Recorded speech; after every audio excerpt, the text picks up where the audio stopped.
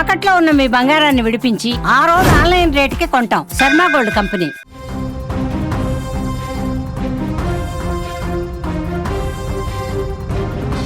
IBomma Bappam TV వెబ్సైట్ల నిర్వాహకుడు Immadi Ravi arrest అయిన నేపథ్యంలో ఐబొమ్మ ఒక ప్రకటన విడుదల చేసింది. తమ సేవలను శాశ్వతంగా నిలిపివేశామని కూడా ఆ యొక్క వెబ్సైట్లో వెల్లడించింది. కొత్త సినిమాలు, ఓటీటీ వేదికలలోని కంటెంట్ను పైరసీ చేస్తూ సినీ పరిశ్రమకు తీవ్ర నష్టం కలిగిస్తున్న ప్రధాన నిందితుడు రవి ప్రస్తుతం పోలీసుల అదుపులో ఉన్నాడు. ఈ క్రమంలో ఐబొమ్మ దాని అనుబంధంగా ఉన్నటువంటి 65 వెబ్సైట్లను హైదరాబాద్ సైబర్ క్రైమ్ పోలీసులు బ్లాక్ చేశారు. మీకు ఇటీవల మా గురించి తెలిసే ఉండవచ్చు, లేదంటే మొదటి నుంచి నమ్మకమైన అభిమానై ఉండవచ్చు. ఏదేమైనా మీ దేశంలో మా సేవ శాశ్వతంగా నిలిపివేశామని చెప్పేందుకు చింతిస్తున్నాం, అందుకు క్షమాపణలు కోరుతున్నాం అని ఐబొమ్మ ఒక ప్రకటనలో పేర్కొంది.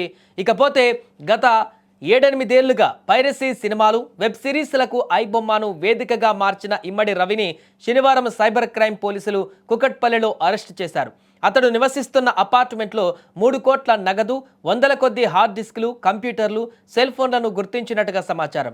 నిందితుడిని బషీర్బాగ్ సెంట్రల్ క్రైమ్ స్టేషన్కు తరలించి కీలక సమాచారం సేకరించారు. అనంతరం నాంపల్లి న్యాయస్థానంలో హాజరుపరిచారు.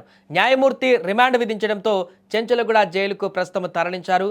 ఏదేమైనా కూడా దేశవ్యాప్తంగా సంచలనం సృష్టించినటువంటి ఐబొమ్మకు సంబంధించినటువంటి ఈ వ్యవస్థాపకుడు ఐబొమ్మను సృష్టించి అందులో అప్లోడ్ పెడుతున్నటువంటి ఇమ్మడి రవి అరెస్టు ఒక్కసారిగా సంచలనంగా మారింది. అంతేకాకుండా అరెస్టు తర్వాత విచారణలో అనేక కొత్త అంశాలను కూడా వెలుగులోకి వస్తున్నటువంటి సందర్భం ఉంది.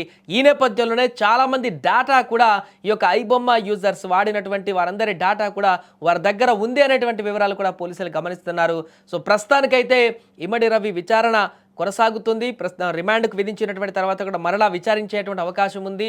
ఇంకా ఇమ్మడి రవి దేశంలో ఐబొమ్మకు ఇతనొక్కడే కీలక సూత్రధారిగా ఉన్నట్టుగా కనిపెట్టారు. మిగతా వారు ఫారినర్స్, ఇతర దేశాలలో పార్ట్నర్స్ ఉన్నారంట అని ప్రాథమిక విచారణలో కూడా తేలింది. సో ఇంకా లోతైనటువంటి దర్యాప్తు చేసి ఇంతకాలం ఈ యొక్క ఐబొమ్మను అంటే సినిమాలు ఏ విధంగా పైరసీ చేశాడు, ఏ రకంగా దాంట్లో అప్లోడ్ పెట్టేవాడు, ఇన్ని రోజుల పాటు ఎక్కడెక్కడ తిరిగాడు, ఇన్ని రోజులు తప్పించుకొని తిరగడానికి ఎలాంటి వ్యూహాలను అనుసరించారు, సైబర్ క్రైమ్కి సంబంధించినటువంటి ఎలాంటి ఎత్తులను అతను పన్నాడు, ఇవన్నీ కూడా పూర్తి వివరాలు తెలుసుకునేటువంటి ప్రయత్నం అయితే చేస్తున్నారు. అంతేకాకుండా ఇప్పుడు ఒక పెద్ద చైన్ను కూడా తెంపేటువంటి ప్రయత్నంలో పోలీసులు ఉన్నారు. దేశంలో ఐబొమ్మ ఒకటే కాదు, ఇంకా చాలా సైట్లు కూడా సినిమాలను పైరసీ చేస్తూ సినిమా ఇండస్ట్రీకి గండి కొడుతున్నటువంటి పరిస్థితిని మనం చూస్తున్నాం.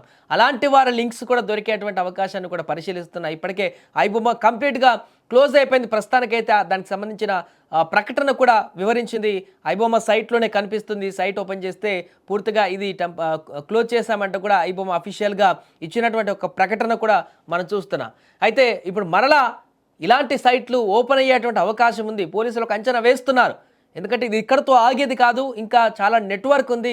చాలామంది ఇండియా నుంచి ఈ యొక్క పైరసీ పంపించే వారి సంఖ్య చాలామంది, అడ్మిన్లు కూడా చాలామంది ఉన్నారు. రవి ఇక్కడ అరెస్ట్ అయినా కూడా అడ్మిన్లు చాలామంది ఉన్నారు. వెబ్సైట్ క్రియేట్ చేసుకొని మరలా పెట్టేటువంటి అవకాశం కూడా లేకపోలేదు.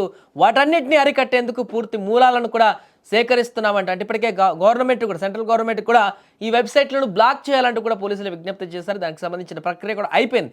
బట్ మరలా కొత్త వెబ్సైట్ల ద్వారా ఇలాంటి పరిణామాలకు చోటివ్వకుండా, తావివ్వకుండా దానికి సంబంధించినటువంటి మూలాలను ఎత్తికి పూర్తిగా దానికి పులి స్టాప్ పెట్టేటువంటి విధంగా కూడా పోలీసులు ముమ్మరంగా ఇప్పుడు ప్రయత్నాలు కొనసాగిస్తున్నారు. ఏదేమైనా కూడా ఐబొమ్మ ఇమ్మడి రవి అరెస్ట్ అయితే దేశవ్యాప్తంగా సంచలనంగా మారింది. ముఖ్యంగా తెలుగు రాష్ట్రాలలో అయితే సవాల్ విసిరిన అతన్ని కూడా అరెస్ట్ చేసిన సందర్భం కూడా సినిమా స్టైల్లో ఉందంటూ నిన్న అక్కడికి వచ్చినటువంటి సినిమా పెద్దలు కూడా చెప్పడం జరిగింది. రాజమౌళి లాంటి వారు సినిమాలో కనుక విలన్ ఏ రకంగా ఛాలెంజ్ విసిరితే హీరోలు ఏ రకంగా పట్టేసుకుంటారు, అలాగే పోలీసులు చూపించినటువంటి చొరవ చాలా ప్రత్యేకమైనది, చాలా పకడ్బందీగా అరెస్ట్ చేసినందుకు వారికి కృతజ్ఞతలు అంటూ కూడా చెప్పారు.